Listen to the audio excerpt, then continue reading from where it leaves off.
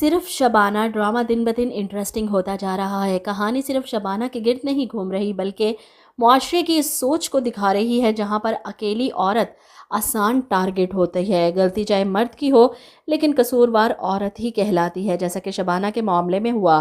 پورا محلہ، ارد گرد کے لوگ، ہر کوئی شبانہ کو ہی برا بھلا کہہ رہے ہیں، یہاں تک کہ اس کی خالہ کی بیٹی کا رشتہ بھی ختم ہو جاتا ہے، جس کی وجہ سے شبانہ کو انہیں منانے کے لیے جھوٹ بولنا پڑتا ہے کہ اگر ایسی کوئی بات ہوتی تو میرا رشتہ بھی ختم ہوتا، لیکن میرا رشتہ تو ہے، انہوں نے تو انکار نہیں کیا۔ یہ سن کر لڑکے کی ماں سوچ میں پڑ جاتی ہے اور اب شبانہ کو فوری طور پر اپنے لیے کوئی رشتہ چاہیے۔ اس کے لیے وہ اپنی دوست کی منتیں بھی کرتی ہے۔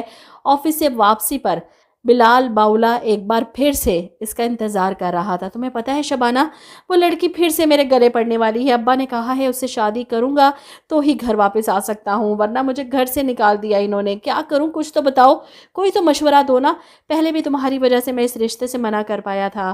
شبانہ جو بڑے غور سے اس باولے کی باتیں سن رہی تھی، اس کی حیرت پر باولا کہتا ہے، اتنی دکھ بھری کہانی ہے میری، تم سکتے میں چلی گئی ہو؟ یہ سن کر شبانہ فوراً کہتی ہے، مجھ سے شادی کرو گے باولے؟ اور بلال حیران پریشان ہیں۔ اب شبانہ اسے سمجھائے گی کہ تم شادی نہیں کرنا چاہتے اور میں اپنے نام کے ساتھ کسی مرد کا نام جوڑ کر اپنی بہن کا رشتہ بچانا چاہتی ہوں، ہم دونوں کی مجبوری ہے، ہم دکھاوے کی شادی کر لیتے ہیں۔ باولا شبانہ کی بات سن کر سوچ میں پڑ جاتا ہے، آئیڈیا تو اچھا ہے، اس طرح ابا کو بھی تسلی ہو جائے گی اور مجھ پر ذمہ داری بھی نہیں ہوگی۔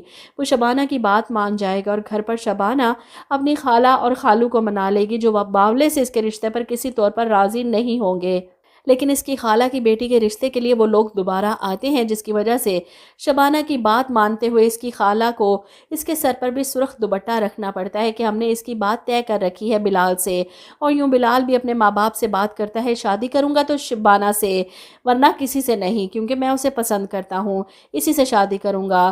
باپ پہلے تو چپ کر جاتا ہے، پھر بلال کی شادی کے لیے مان جانے پر آخرکار شبانہ کے لیے بھی مان جاتا ہے۔ اس طرح ان دونوں کی منگنی کر دی جاتی ہے۔ شبانہ جو اس باولے سے شادی نہیں کرنا چاہتی تھی، منگنی نہیں کرنا چاہتی تھی، لیکن مجبوری میں آ کر اسے یہ سب کرنا پڑ رہا ہے، اور باولا بھی ایسا باولا، سب ایک دوسرے کے گلے مل رہے ہیں، مٹھائی کھلا رہے ہیں، تو باولا فوراً شبانہ سے ہاتھ ملانا شروع کر دیتا ہے، سب گلے مل رہے ہیں، میں نے سوچا ہم ہاتھ ملا لیتے ہیں۔ اس کی بات سن کر شبانہ کا دل کرتا ہے کہ سر دیوار پر دے مارے۔